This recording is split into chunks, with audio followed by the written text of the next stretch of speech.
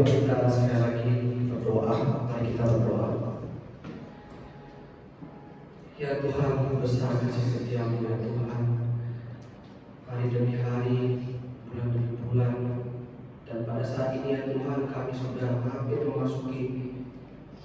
menutup tahun 2023 ya Tuhan. Itu semua karena kasih, itu semua karena besarnya kasih karunia Tuhan kepada setiap kami. Ya Tuhan, pada saat ini kami sekali lagi ingin mendengarkan sabda daripada Tuhan. Tuhan boleh menjamah hati setiap kami, dan biarlah kami boleh fokus mendengarkan. Kami boleh mendengarkan dengan baik ya Tuhan. Kami menjauhkan juga dari segala hal-hal yang mencoba mengganggu kami ya Tuhan, dari gadget kami atau apapun itu ya Tuhan. Dan biarlah kami boleh fokus mendengarkan sabda daripada Tuhan. Berkatilah hamba-Mu yang baru dengan kekurangan ini, agar dapat menyampaikan kebenaran firman-Mu dengan baik. Terima kasih ya Tuhan. Ini doa kami, dan nama Putra Yesus Kristus kami sudah berdoa. Amin. Shalom Bapak Ibu. Shalom sekali lagi.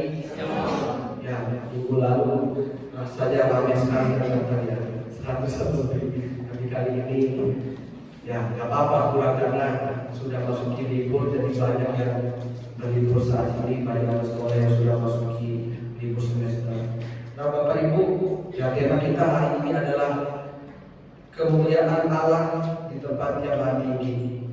Dan kalau Bapak Ibu ingat, minggu lalu itu evangelis ya, dan dia juga evangelis Daniel Chris itu mengorbankan bagian ini juga Bapak Ibu dalam Lukas 2 ayat 14. Bapak Ibu bisa lihat di situ dituliskan bagaimana ujian memuliakan nama Tuhan. Kemuliaan itu ada di tempat mati kita. Bapak Ibu yang kasih Tuhan, mari kita buka sama-sama kita dalam Lukas pasalnya yang pertama. Mari kita buka sekalian Lukas pasalnya yang pertama ayat 46. Lukas pertama ayat 46 sampai 56. Lukas pasal yang pertama ayat 46 sampai 56. Saya akan bacakan ayatnya 46, Bapak Ibu 47, berlanjut sampai 56. Kita baca secara pergantian. Mari kita baca. Mari sama-sama kita mulai dari Lukas 1 ayat 46. Saya bacakan terlebih dahulu. Lalu kata Maria, jiwaku memuliakan Tuhan, sebab Ia telah memperhatikan kerendahan hamba-Nya. Sesungguhnya mulai dari sekarang segala keturunan akan menyebut aku berbahagia, karena Ia Maha Kuasa telah melakukan perbuatan besar kepadaku, dan namanya dan rahmat-Nya turun-temurun atas orang yang melakukannya. Ia memperlihatkan kuasa-Nya dengan perbuatan tangannya, dan mencari perkara yang mencoba menciptakannya. Ia menurunkan orang-orang yang berkuasa dari tahtanya dan meninggikan orang-orang yang rendah. Ia melimpahkan segala yang baik pada orang yang lapar, dan juga orang yang kaya berdiri dengan tangan hamba. Ia menolong Israel hamba-Nya, karena Ia mengingat rahmat-Nya, seperti yang dijanjikannya pada nenek moyang kita, kepada Abraham dan keturunannya untuk selama-lamanya. Dan Maria tinggal kira-kira 3 bulan lamanya bersama dengan Elisabet, lalu pulang kembali ke rumahnya. Oke Bapak Ibu, saya harap kita ketika merenungkan bagian firman Tuhan, kita tetap buka Alkitab kita, karena kita melihat bagian-bagian Alkitab lainnya. Nah Bapak Ibu, tema kita hari ini adalah kemuliaan bagi Allah tempat yang maha tinggi. Ya, kalau harusnya kita membahas dari teks selanjutnya, yaitu Lukas 2. Tapi kali ini kita akan melihat dari perspektif pujiannya Maria atau nyanyiannya Maria. Oke, Bapak Ibu, kalau Bapak Ibu perhatikan yang pakai Alkitab atau yang pakai Alkitab buku, itu ada catatan kakinya Bapak Ibu. Kalau pakai Alkitab itu biasanya di ayat-ayat yang 46 ada bintang-bintangnya. Itu menunjukkan 1 Samuel 2 ayat pertama sampai 10. Itu ceritanya siapa Bapak Ibu? Itu cerita tentang Hana. Dan itu pujian itu terlihat memang sedikit mirip, tapi Bapak Ibu kalau kita perhatikan Ceritanya Hana dan ceritanya Maria itu berbeda. Kalau Hana itu mengharapkan sesuatu yang sudah lama sekali diharapkan sama Tuhan. Tapi kalau Maria, Bapak Ibu, kita tidak tahu dia itu mau apa. Karena sekali lagi dia belum menikah pada waktu itu. Tetapi di sininya yang menariknya, Bapak Ibu ya. Kadang Tuhan itu membingungkan bagi saya juga. Kadang ketika kita mengharapkan sesuatu, Tuhan itu kadang jawab, kadang tidak jawab. Tapi kadang kita tidak minta sesuatu, Tuhan itu tiba-tiba kasih. Nah, ini juga yang terjadi Maria. Makanya Maria itu terkejut, Bapak Ibu. Dan pujian itu terkenal dengan namanya itu Magnificat, atau istilahnya jiwaku memuliakan Tuhan. Ayat yang kita bacakan yang pertama tadi ayat 46. Nah, Bapak Ibu, kita perlu melihat dulu ya latar belakang dari nyanyian pujian Maria ini. Ya, kalau kita perhatikan, Bapak Ibu bisa lihat dalam Alkitab Bapak Ibu masing-masing itu di ayatnya yang ke-29. Maria itu bertanya dalam hatinya. Dia bertanya dalam hatinya, ini kenapa ya malaikat ini malah ketemu saya? Dia bertanya, Bapak Ibu. Dan itu bukan ya asal bertanya. Malaikat itu bertanya kepada Maria. Dan itu dikatakan dia bertanya dalam hatinya. Kalau orang sudah tanya dalam hati, Bapak Ibu, itu tanyanya dijawab lagi. Ini apa ya? Tanya terus. Kenapa malaikat itu mau menemui saya? Nah, Bapak Ibu, kita melihat latar belakangnya, kita mundur lagi ke belakang ayat 26. Kita bacakan bersama-sama, Bapak Ibu, yang ada di slide ayat 26, 2-3. Dalam bulan yang ke-6, Allah menyuruh malaikat Gabriel pergi ke sebuah kota di Galilea bernama Nazaret. Ya, kalau kita lihat di bagian ini, ya kalau dulu saya juga baca, saya bingung. Nah, maksudnya dia udah baca aja, oh Galilea Nazaret. Ternyata ini memiliki makna, Bapak Ibu. Jadi Galilea Nazaret itu adalah tempat atau lokasinya itu di Israel bagian utara.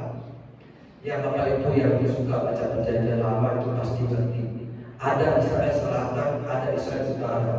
Israel Utara itu orang-orang yang dianggap itu rendah, orang-orang yang dianggap itu hina. Kalau Israel Selatan itu dianggap sebagai orang-orang yang sosialnya itu tinggi. Nah, Bapak Ibu, kalau kita ingat lagi dalam perjanjian lama itu, kenapa sih sampai pecah dulu tuh ada Israel Utara, ada Selatan dan sebagainya. Jadi dahulu Bapak Ibu, ketika Salomo sudah mati, cari penggantinya. Penggantinya pada saat itu adalah Rehabeam, satunya itu Yerobeam. Mirip-mirip ya namanya. Jadi Rehabeam itu pendukungnya itu adalah orang-orang bagian selatan. Utara ini pendukungnya itu Yerobeam. Nah, yang utara ini kenapa orang-orang gak mau sama Yerobeam, Bapak Ibu? Karena orang Israel itu sudah bercampur aduk dengan bangsa-bangsa lain. Dan istilahnya mereka adalah orang Israel utara itu orang kafir. Israel yang murni itu adalah Israel yang bagian yang bawah itu, bagian selatan. Inilah yang membuat Maria itu bertanya, kenapa malaikat ini malah menjumpai Maria seorang perempuan dan juga tempatnya itu adalah di Galilea Nazaret, Bapak Ibu. Itu sebuah pertanyaan bagi Maria sendiri. Nanti kita akan melihat sendiri kenapa Maria itu terkejut. Dia itu didatangi oleh seorang malaikat. Ya, kita kemarin juga berefleksi ya dari khotbahnya Evangelis Chris. Dia itu mengatakan, kenapa sih malaikat itu datang memberitakan kelahiran Kristus itu sama gembala? Padahal waktu itu Bapak Ibu ada raja, ada imam besar, ada orang-orang yang tinggi, atau orang-orang istilahnya rohaninya itu lebih tinggi. Kenapa Bapak Ibu? Ya, kalau kita ingat lagi ya, orang-orang imam besar, ketika Tuhan Yesus hidup, kita lihat bagaimana orang-orang itu ketika bertemu Tuhan Yesus. Malah apa yang terjadi kalau kita ingat? Mereka sering bersatu dengan Tuhan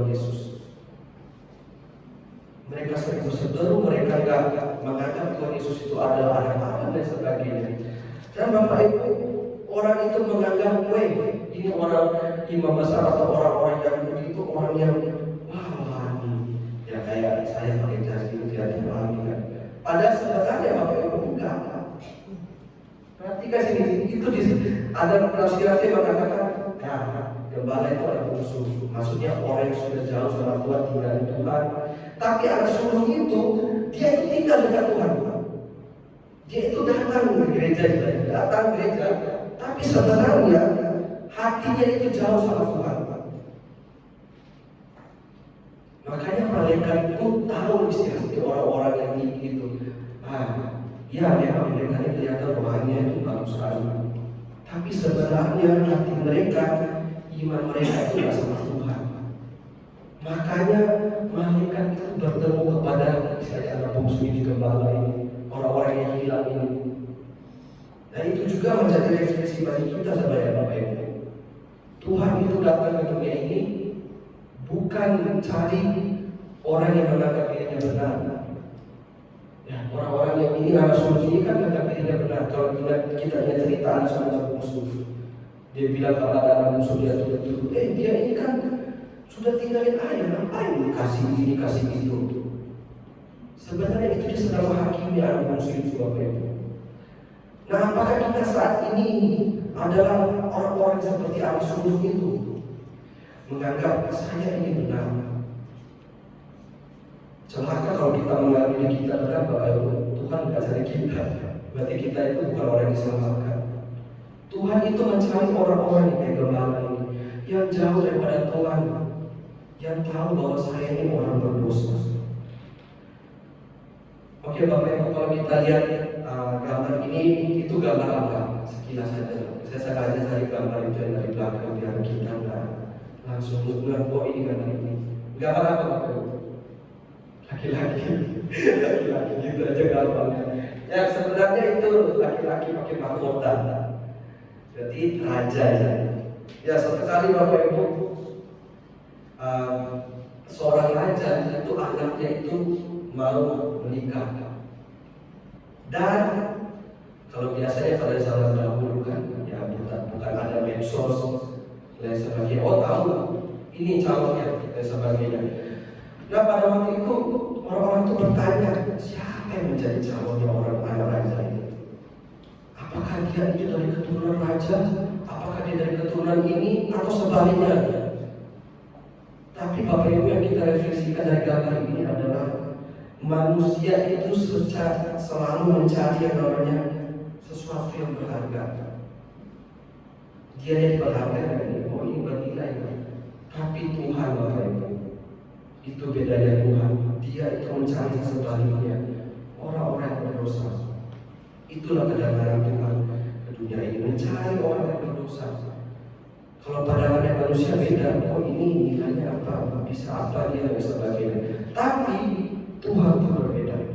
Oke Bapak Ibu, kita akan masuk dalam ayat yang kita bacakan tadi. Kita akan melihat ada 3 poin yang akan kita belajar bersama-sama dari nyanyian yang lainnya. Pertama itu adalah memperhatikan yang lemah. Ayat 46 sampai 48. Ya kembali lagi kita lihat lagi Maria itu terkejut. Ya kalau orang ketemu malaikat itu yang wajar terkejut. Kalau Bapak Ibu ketemu malaikat terkejut pasti. Nah terkejut ini kenapa sih Bapak Ibu? Kalau tadi itu terkejutnya karena datang itu ke daerah yang dianggap orang-orang kafir, tapi kali ini berbeda Bapak Ibu. Malaikat itu mendatangi seorang perempuan yang secara gender itu orang yang rendah. Orang yang ya laki-laki yang di atas. Atasnya bukan atas sedikit ya Bapak Ibu, atasnya jauh kan.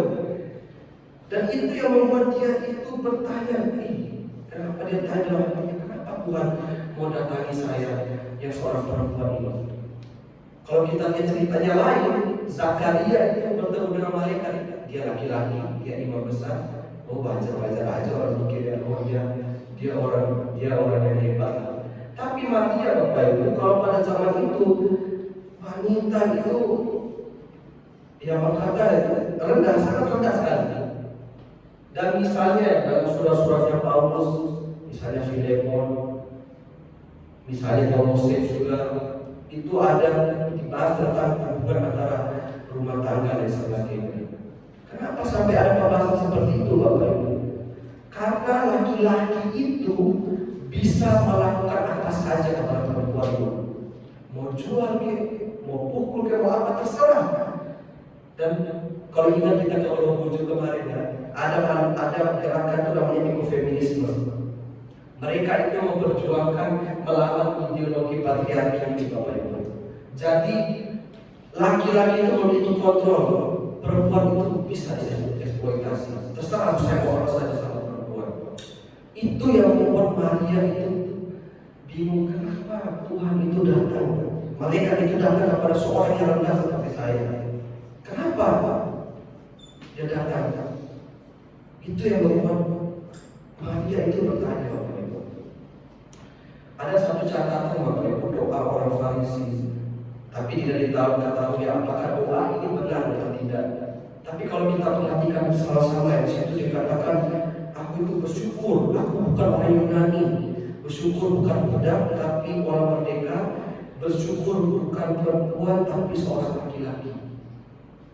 Kalau kita lihat lagi dalam teks ini, kayaknya doa ini benar juga ya. Orang Farisi itu bersyukur, saya itu bukan perempuan saya. Maka ada yang perempuan jangan ada. Ini karena kita berpikir tentang Maria.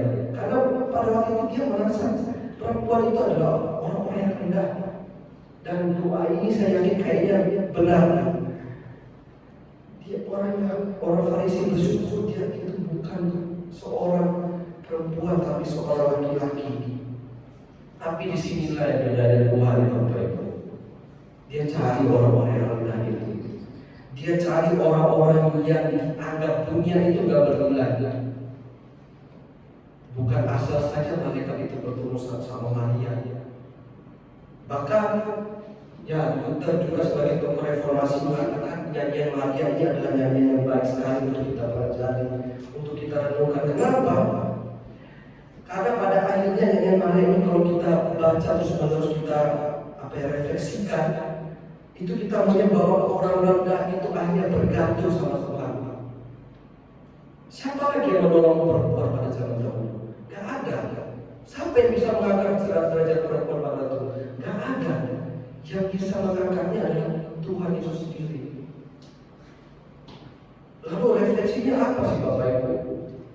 Saya ngerti kali ini bukan ngomong perempuan lagi. Ya kita semua. Bukankah kita semua orang yang mengangkat derajat rendah karena orang berdosa? Atau saat ini kita ada yang merasa, enggak, saya juga derajat rendah, dosa saya orang benar. Wah, itu sudah bahaya Bapak Ibu. Ini yang sudah disampaikan oleh Lukas ya, seperti yang pernah Joseph Valen katakan, Injil Lukas itu sangat menarik sekali. Dia itu memperhatikan orang-orang yang rendah itu. Dia ceritakan ini gembala, Maria dan sebagainya. Kemudian Bapak Ibu kita berlanjut lagi di ayat 46. Di situ ada kata, jiwaku memuliakan nama Tuhan. Jiwaku memuliakan nama Tuhan. Maksudnya apa sih jiwaku memuliakan nama Tuhan? Jiwa itu berbicara tentang apa sih Bapak Ibu? Kesungguhan hati kita. Kesungguhan hati kita. Dan di sini kalau kita lihat jiwaku memuliakan Tuhan, Maria itu bukan memuliakan nama Tuhan itu dengan mulutnya. Nah, kalau kita beribadah, kita memuji nama Tuhan tidak bukan mulutnya. Tapi sebenarnya Bapak Ibu, orang yang memuji nama Tuhan yang benar-benar itu adalah pakai hatinya. Ada kita lihat orang memuji Tuhan, dia memuji nyanyi besar, tapi kita bisa lihat ini orang pakai hati. Asal dari itu aja. Tapi Maria itu benar-benar dari hatinya. Dan yang lebih pentingnya Bapak Ibu, Maria ini memuji Tuhan itu di segala aspek kehidupannya. Keseluruhan hidupnya itu sebagai pujiannya kepada Tuhan.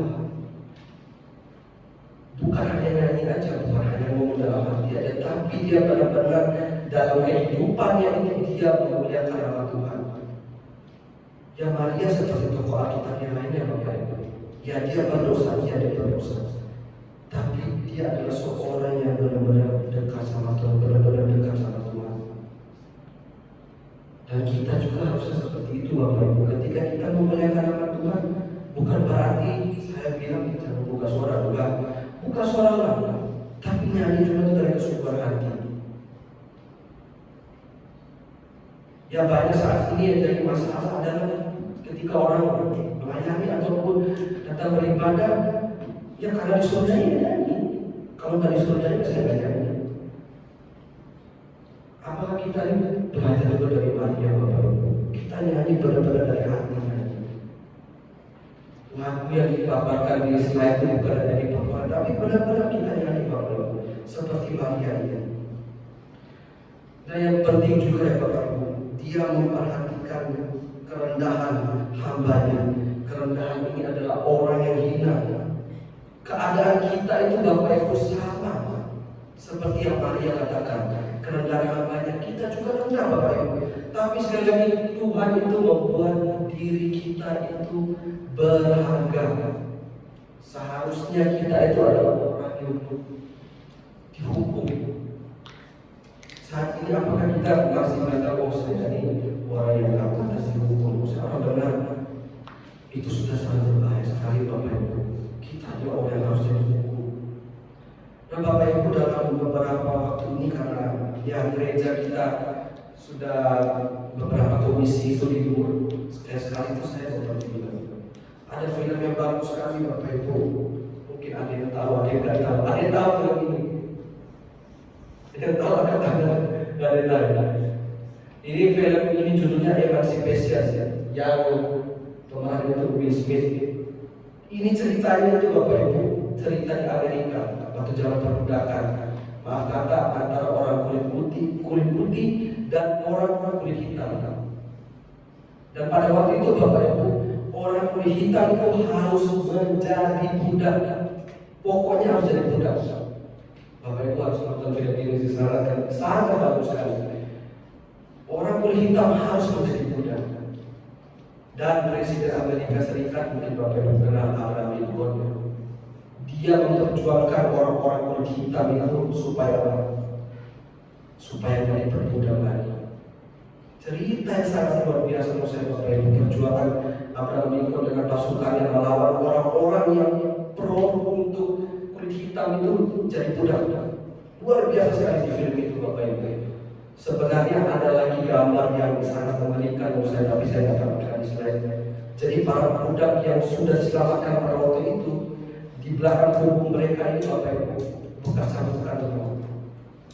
cambukan itu timbul banyak sekali. Lalu apa sih yang kita pelajari dari poin ini dan cerita ini Bapak Ibu? Saya tidak akan mengikuti itu Tuhan Yesus yang sama.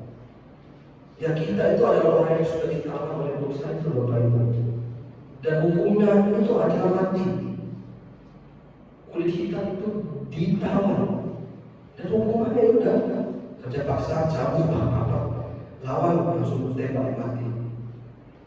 Tapi Tuhan itu datang Bapak Ibu, melepaskan tawanan dosa kita. Kita yang harusnya dihukum itu dilepas dari tawanan itu. Apakah hari ini kita merasakan bahwa kasih setia Tuhan itu seperti itu ya? Saya itu yang harusnya itu dihukum, tapi bersyukur kedatangan Tuhan itu adalah sudah melepaskan saya dari hukuman yang harus saya terima itu. Kemudian poin yang kedua Bapak Ibu, itu berbicara tentang kasih setia Tuhan turun temurun. Kasih setia Tuhan turun temurun. Kita bacakan bersama-sama Lukas 1 ayat 49. Sudah di slide, kita bacakan bersama-sama 2-3. Karena yang Maha Kuasa akan melakukan perbuatan besar kepadamu. Ya Bapak Ibu, dalam Alkitab itu sudah sangat sering sekali masuk misalnya. Kita baca ulang-ulang itu mungkin agak sedikit bosan itu. Melihat perbuatan, melihat kasih setiamu dan sebagainya. Tapi sebenarnya Bapak ini penting Bapak Ibu. Maria itu melihat bagaimana orang-orang itu sudah dipimpin oleh Tuhan. sudah terima kasih setia Tuhan, dan kasih setia Tuhan itu berjalan terus sampai seterusnya. Tapi yang menjadi masalah Bapak Ibu ketika kita membahas tentang kasih setia Tuhan, seperti katanya Pak Billy Kristanto ya, Tuhan itu besar, Tuhan itu besar, tetapi permasalahannya itu adalah manusia itu kadang juga menganggap dirinya juga itu besar.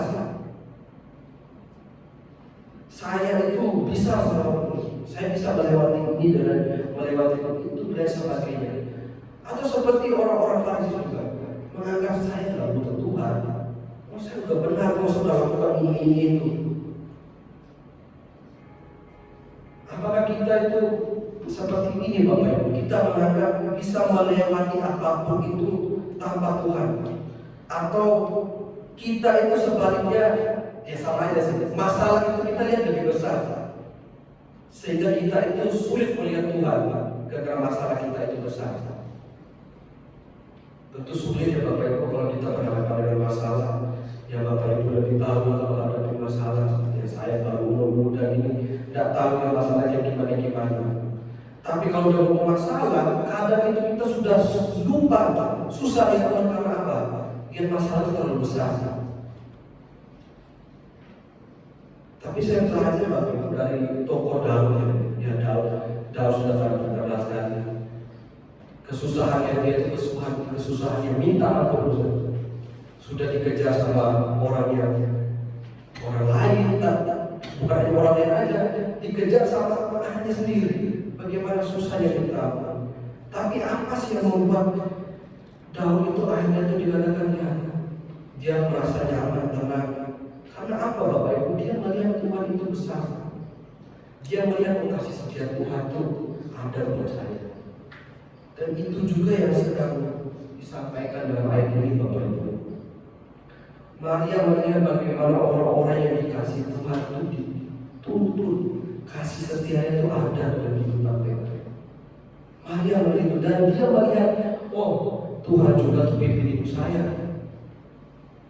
Nah pertanyaan kita hari ini Bapak Ibu, apakah kita itu melihat, oh Tuhan itu sudah pimpin hidup saya kok sekarang? Atau malah kita merasa enggak ada itu Tuhan, saya jalan sendiri. Perbedaannya kalau orang yang merasa jalan itu bersama Tuhan dengan orang yang tidak merasa berjalan dengan Tuhan itu, dia akan berjalan itu dengan ketenangan Bapak Ibu. Walaupun ada masalah, dia akan merasa tenang. Ya Maria memperlihatkan itu kepada kita semua Bapak Ibu. Tangan Tuhan itu menolong umatnya. Tangan Tuhan tidak pernah tidak menolong umatnya. Kemudian poin yang terakhir, ia mengangkatnya tinggi hati. Tinggi hati itu siapa sih ya? Kalau pada waktu itu ya orang-orang yang tinggi hati, orang-orang yang tinggi Bapak Ibu. Tapi salah satu karakter bernama Libro dia bilang, orang yang tinggi hati itu digambarkan seperti orang yang menerbang menara Babel. Mereka itu menganggap dirinya itu hebat, menganggap dirinya itu lebih hebat daripada siapapun. Dan Bro mengatakan seperti itu orang yang tinggi hati. Tapi sekali lagi, orang yang tinggi hati itu Tuhan jatuhkan. Maksudnya orang yang tinggi hati itu siapa sih? Orang yang gak takut sama Tuhan. Ya orang yang merasa dirinya benar dari Bapak Ibu. Tuhan akan menjatuhkan itu. Sekali lagi Bapak Ibu, kita datang ke gereja itu bukan karena ya kita bisa melakukan itu, bukan Bapak Ibu. Karena kita itu menganggap saya ini rendah di hadapan Tuhan, saya itu butuh Tuhan. Kalau orang yang menganggap saya tidak butuh Tuhan, atau dia menganggap saya ini benar, tinggi hati itu Bapak Ibu, sekali lagi Tuhan akan jatuhkan. Tuhan tidak akan anggap ya siapa yang menganggap hebat itu, Tuhan tidak akan menganggap itu. Tuhan akan mengatakan saya tidak kenal. Walaupun kita sering datang ke gereja, tapi kalau kita datang ke gereja dengan sikap yang rendah hati, benar-benar kita itu memerlukan Tuhan, Tuhan akan menolong kita Bapak Ibu. Dalam perjanjian lama sampai perjanjian baru, Bapak Ibu, itu menceritakan apa sih? Memang kita berbicara tentang orang yang dipilih akan selamat. Tapi orang yang dipilih itu, Bapak Ibu, orang yang takut sama Tuhan. Nah, hari ini Bapak Ibu bertanya dalam diri kita masing-masing. Apakah diri kita hari ini itu adalah orang yang takut sama Tuhan apa enggak? Apakah hari ini itu kita itu benar-benar merasa saya itu orang berdosa? Sekali lagi Bapak Ibu, para pengorban bisa lihat Bapak Ibu semua dari ujung ke ujung dan bisa tahu orang yang maaf kata data ibadah Tuhan. Ya udah kayak hari datang Tuhan tahu. Kadang itu yang menjadi kesulitan apa yang terjadi rasa hatinya para pengorban. Aduh lihat jemaat ini dan sebagainya. Apakah jemaat ini merasa saya itu orang berdosa? Atau merasa saya orang tinggi hati, orang yang apa-apa. Aduh, saya berdosa. Sedih kalau saya seperti itu. Nah, saya mengajak kita hari ini Bapak Ibu, kita datang benar-benar untuk Tuhan. Dan kami sekali lagi diajarkan dari pertama studi dan sebagainya, jangan sampai pada sama waktu diganggu sama yang lain. Karena kita itu sedang sampai sama orang yang sama pribadi yang menyelamatkan kita. Kita yang harusnya dihukum diangkat, ditolong sama Tuhan. Harusnya kena hukuman, tapi kita bebas. Dan sekali lagi kalau kita tidak merasa seperti itu, maka kata Bapak Ibu, kita bisa melihatnya dari atas orang-orang yang mungkin tidak benar-benar takut sama Tuhan dalam sikap ibadah dan sebagainya. Dan sekali lagi Bapak Ibu, kalau kita merasa kemuliaan Tuhan di tempat yang maha tinggi, kita benar-benar memuji Tuhan. Bukan hanya ketika pujian kita puji Tuhan luar biasa, tapi dengarkan firman Tuhan, dengarkan dengan baik-baik. Dan selain itu Bapak Ibu benar-benar melihat Tuhan dari kehidupan kita. Dan tema kita hari ini mengajar kita itu apa sih Bapak Ibu? Mengajarkan kita bahwa kemuliaan Tuhan itu menolong kita yang berdosa. Kemuliaan Tuhan itu mengangkat kerendahan kita, mengangkat derajat kita. Dan sekali lagi kemuliaan Tuhan itu berbicara tentang gak ada yang lebih tinggi dari Allah. Gak ada orang bisa berdiri karena Tuhan. Gak ada, Dia yang tinggi. Oleh sebab itu Tuhan yang bisa menyelamatkan saya, Bapak Ibu semuanya, bukan orang lain. Oleh sebab itu Bapak Ibu muliakan nama Tuhan. Muliakan nama Tuhan di tempat ini, beribadah, di luar dimanapun muliakan nama Tuhan. Kalau tidak Bapak Ibu, itu sama saja dengan kita itu orang yang tinggi hati. Orang yang tidak butuh Tuhan, merasa saya benar. Biarlah hari ini kita belajar sama-sama kemuliaan Tuhan di tempat yang tinggi. Tuhan menolong saya. Terima kasih Tuhan, saya sudah ditolong oleh Tuhan. Amin. Mari kita berdoa.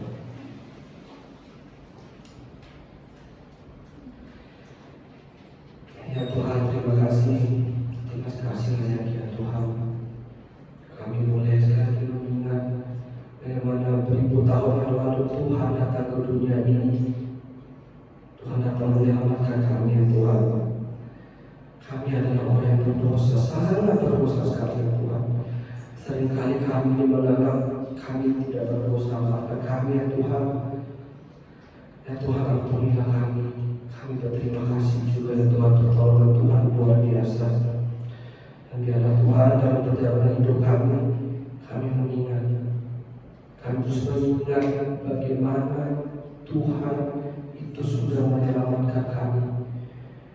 Dan kami betul-betul dalam kehidupan ini kami lebih mengutamakan Tuhan. Kami mencari Tuhan. Karena apa yang telah Tuhan perbuat, semua itu sudah lebih dari apa yang harus kami dapatkan Tuhan. Terima kasih Tuhan. Memberkati kehidupan setiap jemaat Tuhan tempat ini. Roh Kudus berfirman pada hati dan pikiran hamba-Hamba-Mu.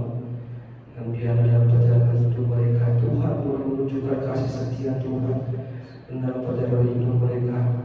Mereka boleh merasakan bahwa Tuhan senantiasa menolong kehidupan hamba-hamba. Terima kasih Tuhan Yesus, terima kasih. Ya, doa permohonan kami dalam nama Tuhan Yesus. Amin. Akan balik bagi terus.